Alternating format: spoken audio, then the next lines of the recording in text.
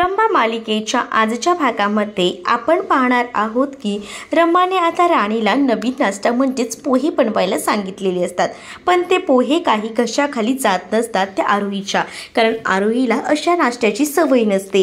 त्यातच आता रमा पौष्टिक नाश्ता द्यायचा म्हणून या सगळ्याची सवय आरोही आणि अर्थाला लावायचं ठरवते, पण त्यामध्ये इरावतीला माहिती असतं की आपण या सगळ्यात धोक्यात येऊ शकतो आणि म्हणूनच इरावतीनं आता मध्ये पडूनच आता सावधगिरी बाळगून आधीच राणीने जे पोहे केलेले असतात त्यात ढीगभर मीठ घातलेलं असतं, त्यामुळे ते पोहे जे आहेत ते आता खारट लागू लागतात। पोहे खारट लागू लागल्याबरोबर इकडे मात्र आता ते गिळवतही नसतात, पण आता राणीची चूक जी आहे ती इरावती दाखवते आणि इरावती राणीला जोरात कानाखाली वाजवते आणि तुला जो काही नाश्ता मी रोज करायला सांगते ना तोच बनवायचा, इतर कोणाचंही ऐकायचं नाही असं बोलते आणि तिला पुन्हा एकदा नाश्ता बनवायला किचनमध्ये पाठवते। सोबतच मालविकालाही सांगते की जा तिच्याकडे लक्ष दे। तर आरोही किचनमध्ये निघून जाते आणि जेव्हा आरोही किचनमध्ये निघून जाते ना तेव्हा मात्र आता रमा अर्थाला सांगते की बाळा ते पोहे तू खाऊ नकोस, तुझ्यासाठी मी नवीन पोहे बनवते आणि तुला स्कूलमध्ये पाठवते, तू काळजी करू नकोस असं देखील बोलून आता तिला पाठवून दिलेलं असतं स्कूलमध्ये। आणि जेव्हा आता ती स्कूलमध्ये निघून जाते तेव्हा मात्र आता जी अर्था असते ती म्हणत असते की ठीक आहे काकू मी येते। तर स्कूलमध्ये ती गेल्यानंतर इकडे समोर इरावती आणि रमा असतात, तर इरावतीने जी काही यादी बनवलेली असते ना ती यादी आता रमाने बनवलेली यादी इरावती फाडून टाकते आणि म्हणत असते की या घरात आहे ना फक्त माझे अधिकार चालतील, मी जे बोलेन तेच बनवलं जाईल, यामध्ये कोणतेही दुसरे बदल होणार नाहीत, त्यामुळे उगाचच ना यामध्ये चेंजेस करायचा प्रयत्न करू नकोस, या घरात 8 दिवसासाठी आलीस ना तर नीट राहा आणि चालती हो असं देखील इरावतीचं म्हणणं असतं। आणि आरके मॅडम तुम्ही केलेली यादी मी फाडून टाकली हां असं देखील तोऱ्यातच आता ती बोलू लागते। इरावतीला खरं तर काही झालं तरी रमाची डाळ आता पुन्हा एकदा मुकादमांच्या घरात शिजू द्यायची नसते आणि त्याचसाठी तिची धडपड सुरू असते, त्याचसाठी ती वाटेल ते करत असते। दुसरीकडे मात्र रमा देखील इतक्यात हार मानणाऱ्यातली नसते। रमाला कळत असतं की आरोही हिला आता खूपच जास्त बिघडवून या लोकांनी ठेवले, पण काही झालं तरी आरोहीला सरळ मार्गावर आणायला हवं आणि त्याचसाठी काहीतरी प्रयत्न करायला हवेत। दुसरीकडे मालविकाला आता आरोहीच्या मनात घर करायचं असतं आणि त्याचमुळे आता ती रूममध्ये जाऊन आरोहीला नाश्ता देखील भरवत असते आणि हे सगळं बघून आता इरावती म्हणते की परफेक्ट असंच सगळं काही करायचं। तर दुसरीकडे मात्र आता आरोही जी आहे ती आपल्या बुकमध्ये सगळं काही अभ्यास वगैरे करत असते आणि त्याच वेळेला आता तिच्याकडे ना एक गोष्ट अशी असते की तिने ती स्कूलमधनं कोणाकडनं तरी आणलेली असते आणि तिच्या फ्रेंड्सनाही ते माहिती नसतं आणि हे सगळं जेव्हा इथे मालविकाला समजते तेव्हा मालविका तिला ओरडत असते, पण त्यावर आता तिला जे आहे ते इरावती शांत करते आणि म्हणू लागते की नको तिच्या ओरडू नको, जे काही आहे ना ते शांतपणाने तिला सांग, आवाज चढवून बोललीस का पुन्हा प्रॉब्लेम होऊ शकतो, म्हणूनच ती तिला सांगत असते की हळू काय ते बोल, प्रेमाने बोल आणि असं बोलूनच आता ती सगळं काही सांभाळून घ्यायला सांगत असते। तर दुसरीकडे आता मालविकाला सुद्धा समजतं की हो आपण जे काही आहे ते गुण्यागोविंदाने घेतलं तर मुलं नक्कीच समजतील आणि म्हणूनच ती आता हळूच जाऊन आता बोलू लागते की तुला या गोष्टी आवडतात ना तर तुझ्यासाठी मी स्पेशली घेऊन येईन, पण असं ना कोणाचं घ्यायचं नाही, पण तू खरं तर जे काही करतेस ना ते चुकीचं आहे, आपल्यामध्येच हे सिक्रेट राहू दे की तू या गोष्टी ज्या आहेत त्या स्कूलमधून हळूच लपून आणलेल्या आहेस। पण आता मुद्दामूनच तिथे ना मालविकाच्या समोरच इरावती येते आणि इरावती येऊन म्हणते की मला तुमचं हे सिक्रेट कळलेलं आहे। लगेच इरावती तिचे कान भरू लागते आणि म्हणते की तुला माहिती आहे का हे सगळं ना करायला ना खूप मोठं धाडस लागतं, म्हणजेच ना तू केलंस ना ते खूप झालं, पण आता जर तुझी खरी आई असली असती ना तर तुला ओरडली असती, म्हणजेच ना चांगली आई बघ तुला किती समजून घेते, वाईट आईने समजूनही घेतलं नसतं तुझ्यावर ओरडली असती। या भाषेतच आता इरावती कान भरत असते। वाईट आई काय आणि चांगली आई काय यातला फरक काही आरोहीला माहीत नसतो, म्हणूनच आरोही आता विचारायला जाते तुम्ही काय म्हणताय आत्या, सांग ना मला वाईट आई आणि चांगली आईमध्ये काय फरक असतो। त्याच वेळेला आता इरावतीचा फोन येतो, इरावती फोनवर बोलण्यासाठी म्हणून बाजूला जाते, पण आरोहीला हे जाणून घ्यायचं असतं कारण आहे ना तिला रमाचं वागणं आवडत नसतं आणि त्याचसाठी तिची धडपड सुरू असते, कारण रमा जी आहे ती चांगली वागणूक लावत असते आणि या सगळ्या गोष्टी ज्या आहेत त्या तिला खटकत असतात आणि म्हणूनच ती आता त्या गोष्टी गोष्टींवर आवाज उठवायचा ठरवत असते, कारण जो काही नाश्ता रमा देत असते त्या सगळ्या ज्या सोयी सुविधा असतात त्या काही आरोहीला नको असतात। तर इथं इरावती जी आहे ती फोनवर बोलायला बाहेर येते, तर तिच्या मागोमाग आता आरोही सुद्धा तिथे आलेली असते आणि आरोही आता इरावतीला म्हणते, आजी सांग ना ग मला, वाईट काय आणि चांगलं काय, म्हणजे वाईट आई कशी असते आणि चांगली आई कशी असते। त्यावर आता इरावती रमाविरोधात आरोहीचे कान भरू लागते आणि आरोहीला म्हणत असते की बाया बघ, म्हणजे काय असतं ना की तुझी जी रमाई आहे ना ही वाईट आई आहे। जर तिला तुझ्याबद्दल चांगलं वाटलं असतं ना तर तिने तुला कधीच काही ओरडली नसती। आजही बघितलंस ना, तुला हवा तो नाश्ता खाऊ दिला असता, पण तुला ते खाऊ दिलं का तिने नाही ना, तोच फरक बघ ना। तू आता बघितलंस का मालविका जी आहे ना ती तुझा सगळा विचार करून तुला खायला आणून देते, नवनवीन काही ना काही देत असते, म्हणजे चॉकलेट्स का होईना तुला नाश्तासुद्धा भरवते, मग ती किती चांगली आई झाली ना। म्हणूनच मी म्हटलं तुझी आई जी आहे ती वाईट आहे। आणि या सगळ्या गोष्टी दोघीही जणी म्हणजेच मालविका आणि इरावती मिळून आरोहीच्या मनात भरवत असतात। तर आरोही आधी सांगते की नाही, माझी आई चांगली आहे, ती वाईट नाही आहे। पण आता ज्या पद्धतीने इरावतीने ज्या काही गोष्टी सांगितलेल्या असतात ना त्यावरून मात्र आता सगळ्या गोष्टी क्लिअर झालेल्या असतात आणि त्यामुळेच आता इरावती जी आहे ती आता विचार करते आणि म्हणते की नाही, तू जे बोलतेस ते चुकीचं आहे। तुझी आई जर इतकीच चांगली असली असती तर तुला सगळं काही आवडीनिवडीचं खाऊ दिलं असतं, त्यावर तुला कधीच त्यामध्ये विघ्न आणली नसती, बंधनं ठेवली नसती, पण तुझी आई तसं करते का नाही ना। मग हा विषय देखील समजून घे ना बाळा, म्हणजे तुझी आई जी आहे ती प्रत्येक वेळेला तुला अडवणूक दाखवत असते, पण हे चुकीचं देखील आहे। म्हणूनच मला असं वाटतं की तू तुझ्या आईला बघितलंस का समजून घ्यायला हवं, कारण तुझी आई तुझं ऐकून घेत नाही याचा अर्थ तिला तुझ्यासोबत काहीच जुळवून घ्यायचं नाही आहे।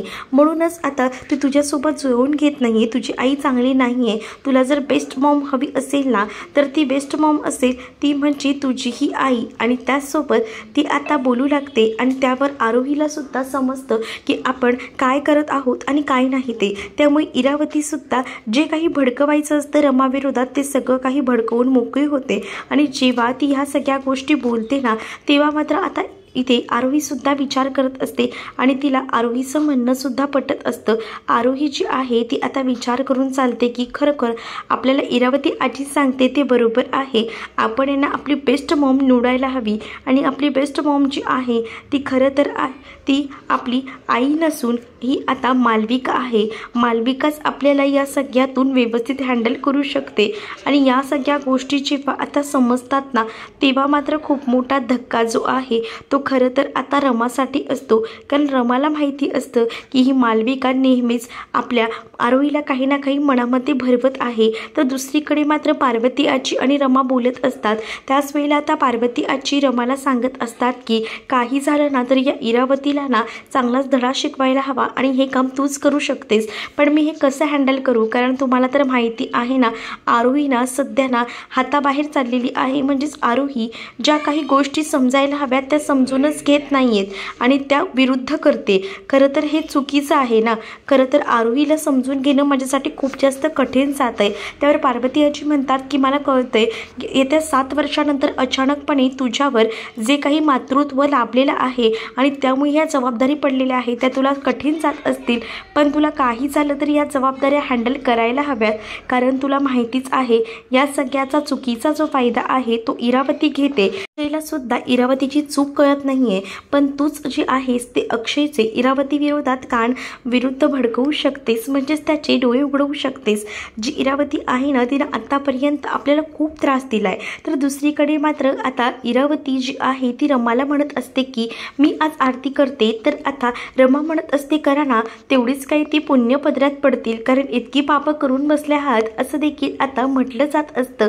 तर रमाने हे म्हटल्याबरोबर आता जी इरावती असते ती शांतच राहते आणि ती म्हणते की हो का, माझा इतका विचार केल्याबद्दल खरंच हा थँक्यू। आणि त्यानंतर ती आरतीला सुरू करणार असते, तेवढ्यातच आता तिकडनं पार्वती आजी ज्या असतात त्या सीमाला घेऊन येतात आणि सीमाला म्हणत असतात की चल आपण ना आरती करून घेऊया। आणि त्यावेळेला इथे नजर जी आहे ती इरावतीची जाते, त्यामुळे इरावती बाजूला होते।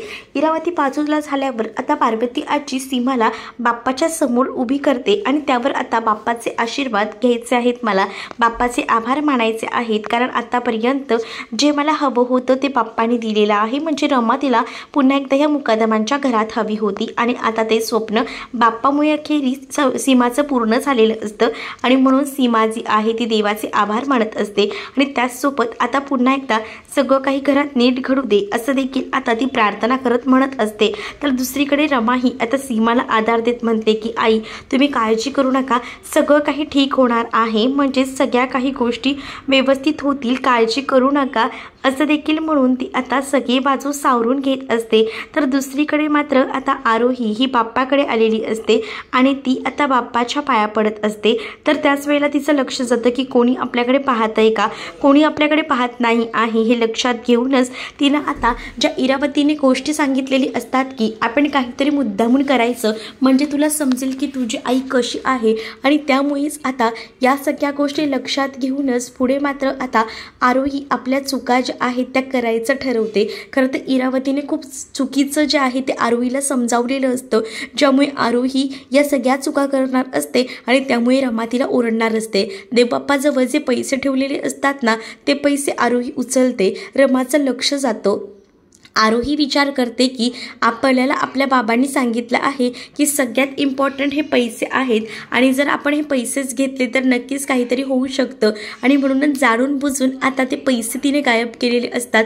त्याच वेळेला रमाचं लक्ष जातं. रमा आरोहीला म्हणते की काय चाललं आहे, काय करतेस तू काय हातात तुझ्या, पण आरोही ते दाखवत नसते. आरोहीने मागे पैसे लपवलेले असतात आणि त्याच वेळेला आता रमाला कळून चुकतं की आरोही काहीतरी लपवत आहे. म्हणूनच रमा आरोहीला प्रश्न विचारते, पण आरोही खोटं बोलत असते. आरोही सांगत असते की नाही, काहीच नाही आहे माझ्या हातात, आणि त्यामुळे आता रमा जी आहे ती विचार करते की नाहीच काहीतरी गडबड आहे आणि त्यामुळे ती तिला जाब विचारत असते. आरोही हात दाखव, आरोही काय चाललंय, आरोही तू खोटं बोलतेस असे आरोप आहेत ना आरोहीवर रमा करू लागते. तिथे पार्वती आजी त्याचसोबत मालविका सुद्धा उभी असते. मालविका आणि इरावतीला माहिती असतं की आरोहीने तिकडचे पैसे घेतलेत आणि त्यामुळेच हा कांगावा सुरू आहे. आता इरावती मात्र आता आरोहीची बाजू घेऊन रमावर भडकत असते आणि म्हणत असते की ती एवढीशी मुलगी आहे, आता तिच्यावर सुद्धा तू आवाज चढवायला लागली आहेस का, तुला एकतर मुलं सांभाळता येत नाहीस म्हणून तर लहान मूल एवढं छोटंसं तू आमच्या पदरात टाकून केलीस असं काहीसं आता इरावती बोलत असते. रमाला खूपच जास्त राग आलेला असतो. रमाने आता अक्षरशः हात उघारलेले असतात आणि रमा जी आहे ती म्हणत असते की बघा हा, तू नाही दाखवलंस ना तर लक्षात ठेव, आणि असं बोलून तिने आता आरोहीवर हात उचललेला असतो आणि तेवढ्यातच अक्षय तिथे येतो. अक्षय हे सगळं पाहतो. अक्षय जेव्हा आता हे सगळं पाहतो ना तेव्हा मात्र आता रमा आपला हात थांबवते. तर अक्षय म्हणतो, तुझी हिंमत कशी झाली माझ्या मुलीवर हात उचलायची. त्यावर रमा म्हणते की तुम्ही विसरताय का, ती माझी देखील मुलगी आहे आणि तिच्यावर कसले संस्कार केलेले आहेत, मी तिला सुधरवायचं बघते आणि तुम्ही हे सगळं काय म्हणताय की फक्त माझी मुलगी. त्यावर अक्षय लगेच जुन्या गोष्टी काढू लागतो आणि म्हणत असतो की वर्ष आधी जेव्हा सोडून गेलीस तेव्हा ह्या गोष्टी कळल्या नाही का. तेव्हा रमा देखील शांत बसत नाही. रमा आता अक्षयला म्हणते की तुमचं आता पुरे झालं, कारण आतापर्यंत ना मी सहन केलं, पण आता नाही, जुन्या गोष्टी काढायच पाहिजे असं नाही ना. मी आताही पाहिलं आहे तिच्या हातात काहीतरी आहे, पण आता इरावतीला आणि मालविकाला माहिती असतं की तिच्या हातात पैसे आहेत आणि अक्षयला ही चूक कळल्यानंतर अक्षय जी आहे ती रमाची बाजू घेईल. या गोष्टी पूर्णपणे क्लिअर झाल्यामुळे आता अक्षय आणि रमामध्ये भांडणं होत असतात. तर इरावती आता मालविकाला डोळ्याने इशारा करते, त्यामुळे मालविका लगेच मध्ये पडते आणि मालविका आता म्हणत असते की काय चाललं आहे, म्हणजेच तुम्ही जे काही करताय ना ते खूप जास्त चुकीचं करताय, हे आत्ताच्या आता थांबवा. मुलांसमोर बाप्पासमोर ही जी काही भांडणं आहेत ना ती नका करू. आणि असं बोलून मालविका आरोहीला बाजूला घेऊन जाते आणि जेव्हा ना मालविका आरोहीला बाजूला घेऊन जाते ना तेव्हा मात्र आता हे सगळं काही रमा पाहत असते. तर मालविकाला जेव्हा आरोही बाजूला घेऊन जाते तेव्हा आरोहीच्या हातात ना ते पैसे जे आहेत ते मालविका घेते, पण मालविकाने हळूच जेव्हा आरोहीच्या हातात ना पैसे गायब केलेले असतात ते सगळं काही आता अर्थाने पाहिलेलं असतं. आणि जेव्हा अर्था हे सगळं पाहते तेव्हा अर्थाला कळून चुकतं की नक्कीच यांच्यामध्ये काहीतरी गडबड आहे, पण नेमकी काय गडबड आहे हे काहीही कळायला मार्ग नसतो. पण अर्थाने हे सगळं सगळं तर बघितलेलं असतं की मालविकाने ते पैसे घेतलेले आहेत आणि ते पैसे आरोहीच्या हातात होते आणि ही सगळी गोष्ट आता अर्थाने बघितल्यामुळे आता सगळ्याच गोष्टी क्लिअर झालेल्या असतात. अर्था तेव्हा काहीच बोलत नाही. आरोहीच्या हातात ना मालविकाने पैसे तर काढून घेतलेले असतात, पण आरोही सुद्धा तितकीच हुशार असते. तसेच हात मागे घेऊन ती पुन्हा एकदा तिथे येऊन उभी राहते आणि जेव्हा ती पुन्हा येऊन तिथे उभी राहते ना, तेव्हा मात्र आता मालविका म्हणते की काय तुम्हीचं काय चाललंय, प्लीज तुमची भांडणं थांबवा. त्याच वेळेला अक्षयही आरोहीला म्हणतो की आरोही हात दाखव तुझ्या हातात काय आहे. त्याच वेळेला आता आरोही हात पुढे करते. आरोही जेव्हा हात पुढे करते तेव्हा आरोहीच्या हातात काहीच नसतं, कारण मालविकाने ते पैसे घेतलेले असतात. मग आता आरोहीच्या हातात काहीच सापडत नाही. त्या अक्षय रमाकडे रागानंच पाहत असतो. तर दुसरीकडे मात्र इरावतीला तेवढाच चान्स मिळतो.